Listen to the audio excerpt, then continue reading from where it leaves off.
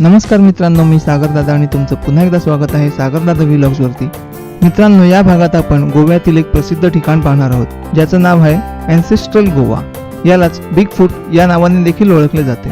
जर तुम्हाला या ठिकाणाबद्दल संक्षिप्तमध्ये जाणून घ्यायचं असेल तर डिस्क्रिप्शनमध्ये दिलेल्या लिंकवर तुम्ही क्लिक करा।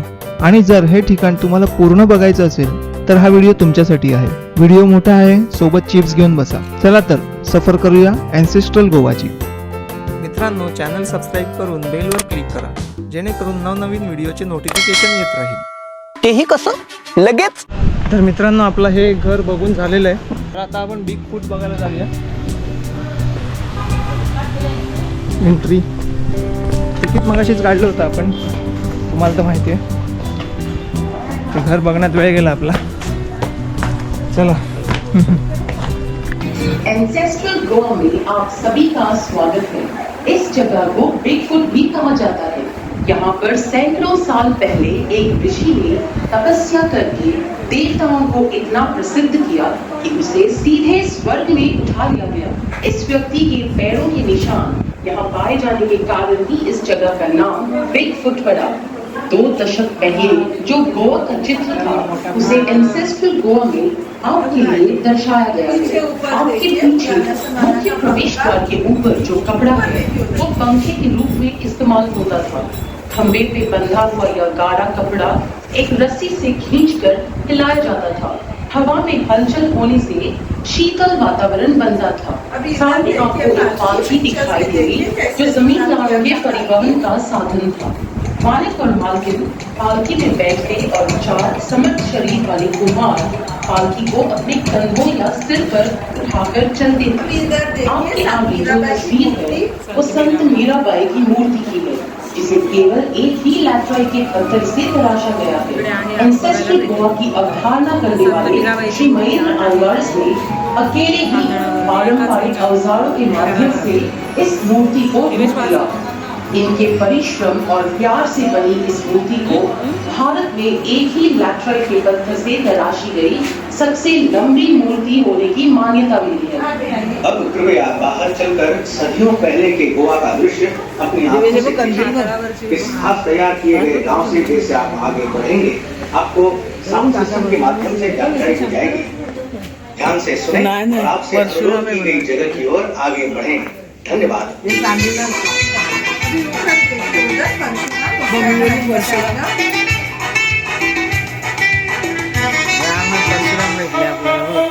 पुराण कथाओं के अनुसार पूरा कोकण प्रदेश समुद्र का भाग हुआ करता था।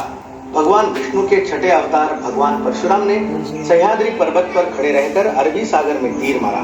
उस स्थान तक समुद्र का पानी पीछे हट गया और कोकण सहित गोवा का निर्माण हुआ। इस भूमि के विधाता का सम्मान करने के बाद 7 सीढ़ियां चढ़कर जो यहाँ के मुखदोम या देखभाल करने वाले थे, जमींदारी के कामकाज और खाते लिखने के लिए इन्हें नियुक्त किया जाता था। वर्तमान काल में खाते लिखने का काम अकाउंटेंट का है। कृपया आगे बढ़ें। यहाँ पर डीमो अपने प्रदेश में आपका स्वागत कर रहे हैं।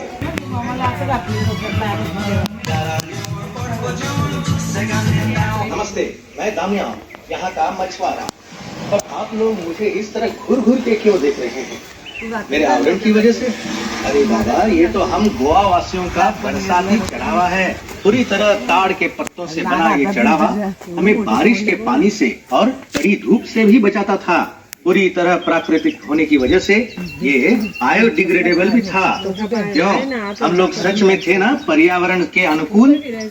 वास्तव में गुजरे जमाने में हम गोवा वासी प्रकृति पर ही निर्भर थे। हमारे खान पान में भी प्रकृति से मिलने वाले उत्पाद का ही उपभोग होता था और हमारा सबसे मन भावन है मच्छी। आपकी दाहिनी तरफ थोड़ा आगे 2 मछुआरे जाल लेकर समुद्र की ओर जा रहे हैं। उनके कपड़ों से स्पष्ट पता चलता है कि एक हिंदू है और दूसरा क्रिस्ती। उन दिनों में हम काश्ती अथवा लॉइन क्लॉथ पहनते थे। पीछे जो दिख रहा है वो नमक की खान है। समुद्र का खारा पानी ऐसी ही खानों में छोड़ा जाता, जहाँ तेज धूप में पानी बाष्पित होकर नमक पीछे रह जाता। एक प्ररूपी मछुआरों की झोपड़ी है जो समुद्र के तट पर होती थी। जोरदार हवाओं को झेलकर भी खड़ी रहने वाली ये मजबूत झोपड़ी पूरी तरह नारियल की वृक्ष से मिलने वाली चीजों से ही बनी है। मछुआरों का सारा कामकाज इसी झोपड़ी में होता था। देखिए उनके द्वारा इस्तेमाल होने वाले उपकरण जैसे नाव की दान, लंगर और जालों को सीने के लिए इस्तेमाल होने वाली खास लकड़ी की सुई। मछुआरों के संरक्षक संत अंथनी की तस्वीर प्रधान रूप से झोपड़ी में प्रदर्शित है। संत अंथनी की देह आराधना करने के बाद ही मछुआरे समुद्र में प्रवेश करने का साहस करते थे।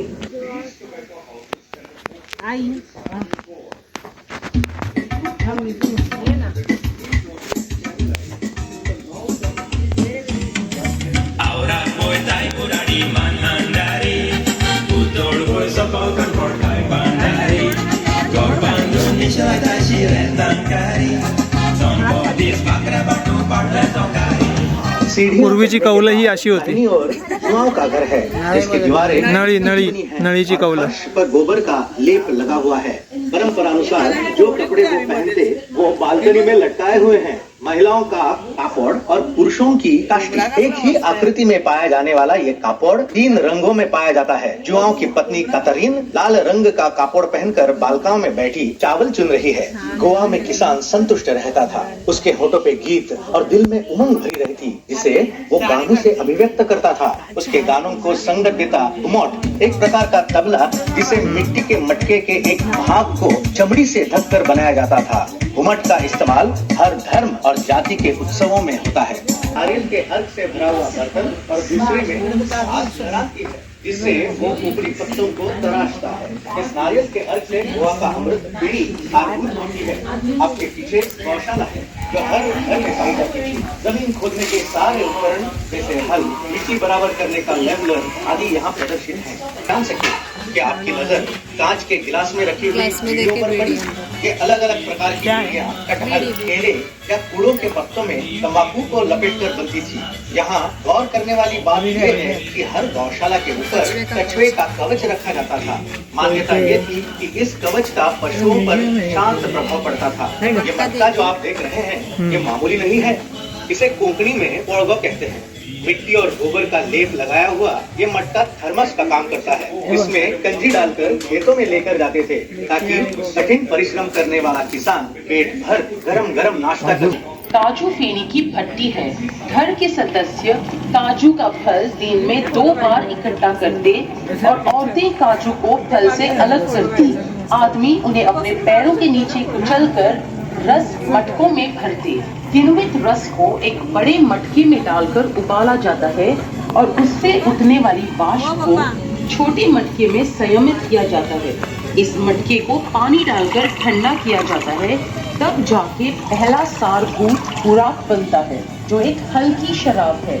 इसे खासकर गर्मी के महीनों में पिया जाता है। खुराक को एक बार फिर जब और किण्वित रस से मिलाकर उबालते हैं तब जो दूसरा सारभूत होता है उसे काजू फेनी कहते हैं।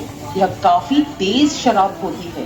काजू के बीज को सेक कर फोड़ते हैं और अंदर का तत्व निकालते हैं, जैसे कि ये हरी साड़ी वाली महिला कर रही है। जो कवच बचते हैं उनसे तेल निचोड़ा जाता है। इस तेल को लगाकर नावों को जल रोधक बनाया जाता था। आपकी दाई ओर माचील है। आप उसमें बैठकर गोवा की स्थानीय लॉर्ड होने का अनुभव ले सकते हैं। चाहे तो तस्वीरें भी खींच सकते हैं। यहाँ पानी नहर से होकर गांव के मुंह से बहता है, क्योंकि कपड़े में गाय को एक पावन पशु माना जाता है। ये झरना गांव वालों की जरूरतों को पूरा करता था। मिट्टी को छानने से लेकर कच्चे बर्तन को पकाने तक। नंदू के बगल में इनास का घर है। इनास एक बढ़ई है और उसका घर भी उसका कारखाना भी है। पर्दे के पीछे उसकी बीवी बच्चे को खाना खिलाती दिख रही है। उस जमाने के बढ़ई पश्चिमी तरीके को भारतीय नमूने से मिश्रित कर वाकई में कलात्मक फर्नीचर तैयार करते थे, जो आज भी लुभावना है। बढ़ई के पेशे के उपकरण और उनके द्वारा पहने जाने वाले वस्त्र यहाँ प्रदर्शित हैं। आपके पीछे है गोवा का चरवाहा, जिसे दंगर कहते हैं।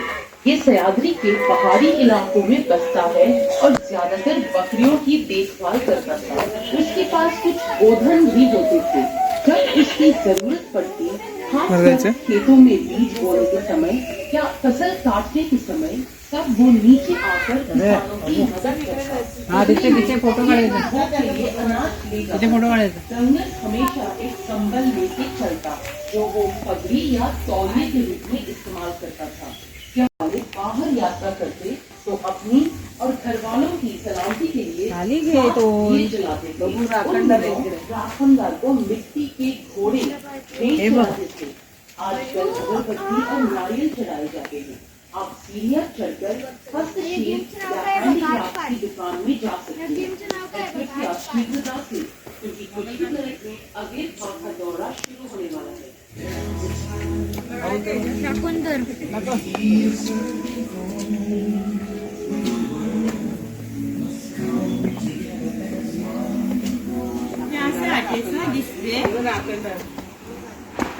चल These are pure mango bar aam papad. This sir, mango bar aam papad. It's a pure Kaiju chocolate, sir. Dekho sir, hello. Kaiju chocolate, nice. Madam, dekho stone chocolate. Hi, take. Stone chocolate and Kaiju chocolate famous, madam. This is nice.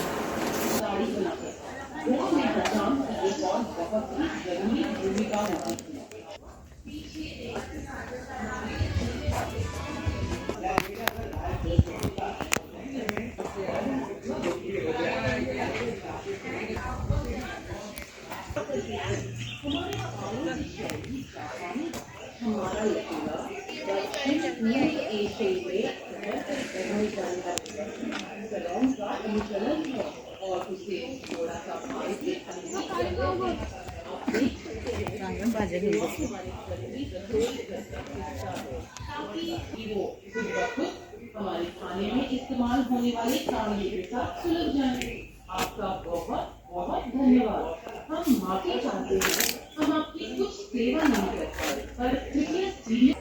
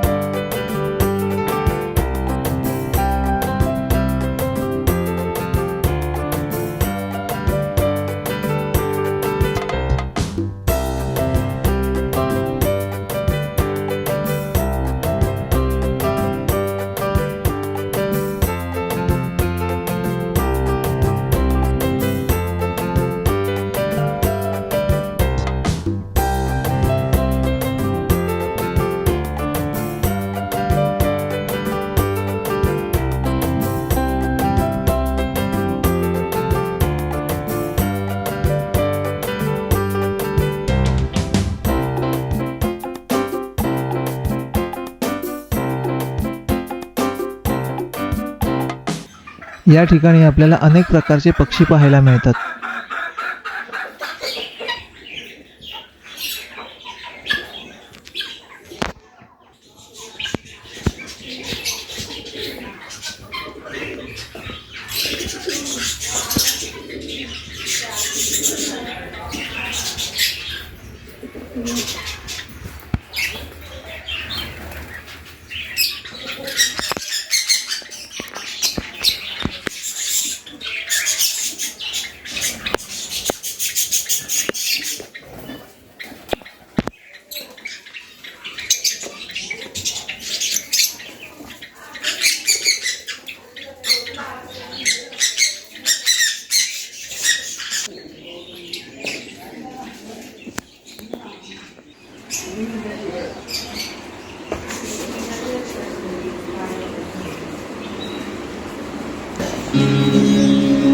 Bigfoot नामक पौराणिक स्थान पे आपका स्वागत है।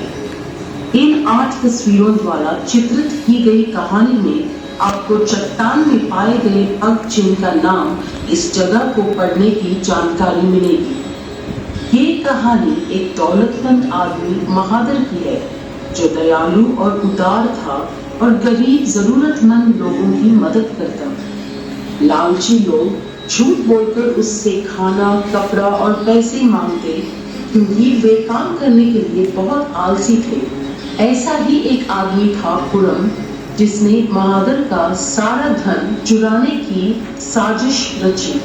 उसने अपने ऊपर दुर्भाग्य आने का नाटक किया और महादर से मदद मांगी। महादर इतने दयालु थे कि उसे मना नहीं कर पाए, लेकिन उसकी लालच का कोई अंत नहीं था। वो और अधिक पैसे मांगते गए। महादर ने जो कुछ उसके पास था सब खुरम की मदद करने में लगाया। अंत में महादर के पास देने के लिए और कुछ नहीं बचा। खुरम ने उसे अपना घर बेचने पर मजबूर किया और वो पैसे भी हड़प लिए। महादर और उसकी बीवी बेघर होकर सड़क पर उतर आई। फिर एक दिन महादर की पत्नी बहुत बीमार पड़ गई, लेकिन कोई उनकी मदद के लिए नहीं पहुंचा।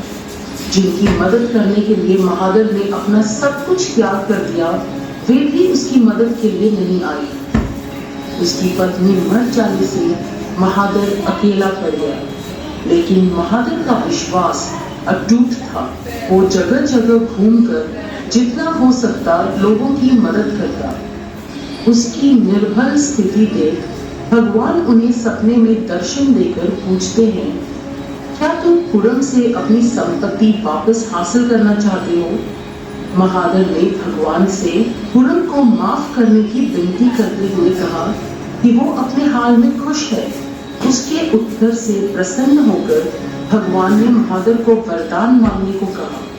तब महादर ने भगवान से एक छोटी सी जगह मांगी जहां वो खड़ा रहकर मानवता की शांति के लिए प्रार्थना कर सके। महादर की अधिक परीक्षा लेने के लिए भगवान ने उन्हें एक गर्म चट्टान दिखाई। महादर राजी खुशी उस चट्टान पे एक पैर पे खड़ा हो गया और कई सालों तक प्रार्थना की। उसकी आस्था से प्रसन्न होकर भगवान महादर को स्वर्ग में ले जाते हैं, लेकिन उसके पैर के निशान उस चट्टान पे हमेशा के लिए छूट गए। इस जगह का नाम बिग फुट पड़ा। अगर आप गुफा में प्रवेश करें तो आप महादर के पैरों के निशान पाएंगे। कथा अनुसार महादर को वरदान के तौर पर जो कोई सच्चे मन से प्रार्थना करता है उसे आशीर्वाद प्राप्त होता है और उसकी मनोकामना जरूर पूरी होती है। अपनी मनोकामना को तब तक राज भी रखें जब तक उसकी प्राप्ति ना हो। कृपया अपने जूते बाहर छोड़ें और अंदर प्रवेश करते वक्त सिर नीचे झुकाकर चलें। तर मित्रांनो, आता जो आपण व्हिडिओ बघितलाय, आता आतमध्ये आपण जाऊन ते बिग फूट बघूया.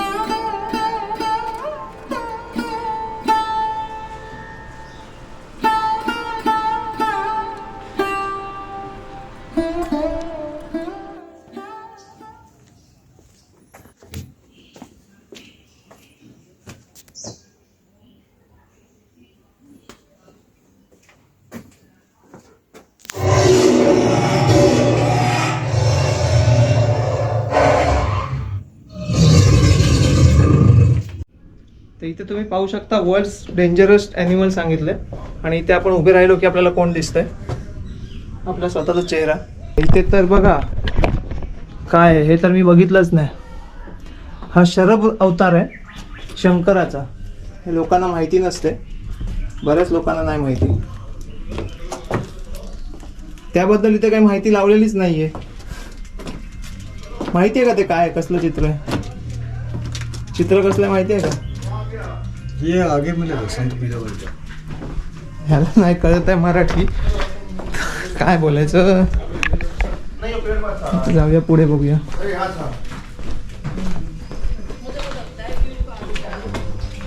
हे पाहू शकता.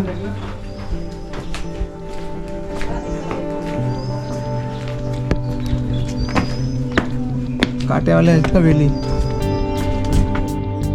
आपण आता या गुहेतनं बाहेर आलो आणि जे संत मीराबाईंचं सगळ्यात मोठं शिल्प आहे, म्हणजे जे भारतातलं म्हणावं की जगातलं म्हणावं माहिती नाही आहे, तर ही बाई सांगते आपल्याला की ते ह्या साईडला आहे म्हणून.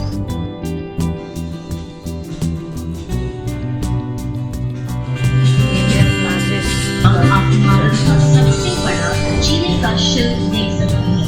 यह शिल्प हमारी भारतीय संस्कृति की याद दिलाता है। संत मीराबाई एक ताली के सुरों पर संगीत स्वरों के चौड़े चिरे पर केवल छन्नी तोड़े जैसी मामूली औजारों की मदद से कलाकार ने इसकी निर्मिती सिर्फ 30 दिनों में की। शिल्प गंधार कला की भी याद दिलाता है। मीरा के माथे की बिंदी, बांसुरी के बांसुरी, बालों में गजरा, हाथों में कंगन, ये बातें उसका भारतीयत्व अधोरेखित करती हैं। उसके बालों में सोने की फूल उसे गोवा का निर्देश करते हैं, क्योंकि गोवा की हर शादीशुदा औरत के माथे में फूल लगा होना यह खासियत है। कमल पुष्प आदि सूरज की एक तारे पर निशानी उसे और भी अद्भुत का निर्देश करते हैं। यह शिल्प तरह तरह की प्रशंसा पा चुका है। उसका सन 1996 में लिम्का बुक्स के निर्देश हुआ। Unique world records of India में उसे स्थान मिला है। भारत के डाक विभाग ने उसे लिफाफे पर प्रस्तुत कर राष्ट्रीय रूप में मान्यता दी है। आप भी इस शिल्प की मधुर यादें साथ लेते जाएं।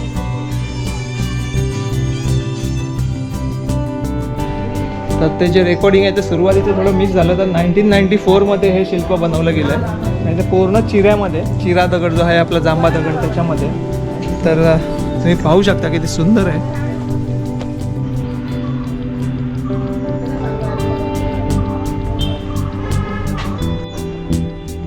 तर इथे त्यांनी म्हटलंय की तिथली बाग, आपण आता तिथली बाग बघायला नाही जात, तर आपण इथे तिथली बाग बघायला जाऊया.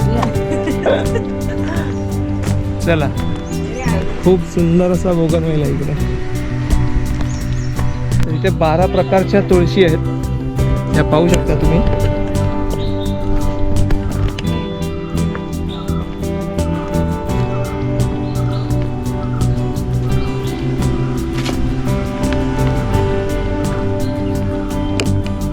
सगळ्यांची नावं लिहिलेली आहेत, काही हल्लेत सगळी. हाय, लेमन, विष्णू तुळशी, ड्यूड तुलसी, अरोमा, शोभुदा तुलसी, कृष्ण तुळस. काहींची नावं आतमध्ये आहेत. रेड तुळस, ग्रिमसन तुळस आहे, स्वीट, राम तुळस, जय श्रीराम.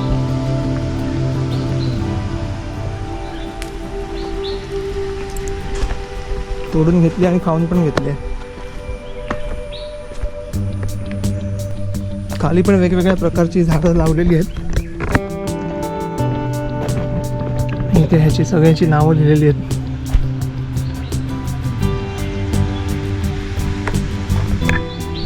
आता सगळं फिरून झालं. आता इकडनं बाहेर पडूया बिग फूटमधनं आणि आता जरा बीचवरती जायचं आहे. सनसेट मिळतोय का बघूया. किती लांब आहे बीच काहीच आयडिया नाही. मी तर पहिल्यांदा आलो, त्यामुळे जसं मिळेल तसं फिरून घ्यायचं. हे बघा इथे वर्ल्ड फेमस लेफ्ट हँडर म्युझियम. जगात जे सगळे डावखुरे होते त्यांचा पुतळा लावलेला आहे तिथे.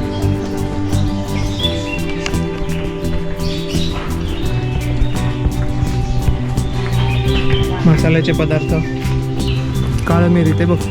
हे काय वेल गेलं आहे पूर्ण. Big foot Goa. तर इकडे जेवढ्या बऱ्याच वेगवेगळ्या प्रकारची जी झाडं आपण बघितली, अशी मी इकडे गेलेलो अलिबागला. नाव आठवत नाही मला, त्या काकांचा नंबर पण आहे माझ्याकडे. अरे यार, आता मी डिस्क्रिप्शनला टाकीन. तर त्यांच्याकडे मी गेलो होतो. त्यांच्याकडे वेगवेगळ्या प्रकारची झाडं आहेत, जी दुर्मिळ अशी झाडं पण आहेत त्यांच्याकडे. अरे ठीक आहे, बघूया visitors review. Big food, I love big food.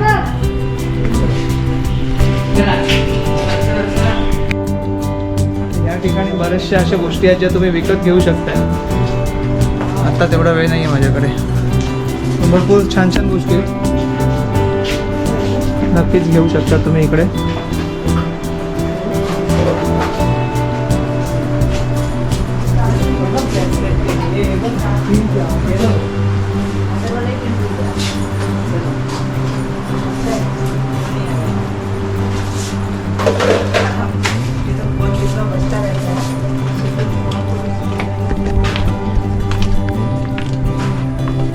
निघालो बाहेर.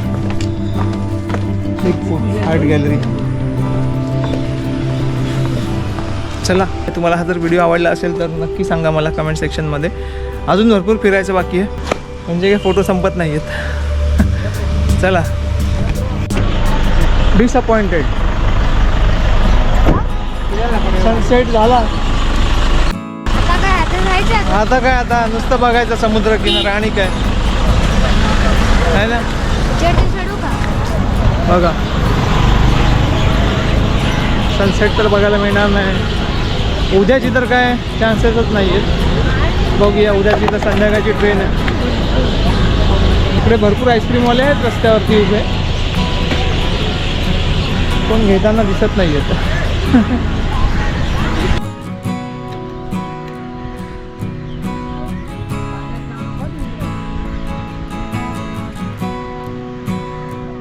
प्रचंड वारं पण आहे आणि खूप एन्जॉय करतायत लोक. आपल्याला सनसेट न दिसल्यामुळे जरा मायूसी आहे.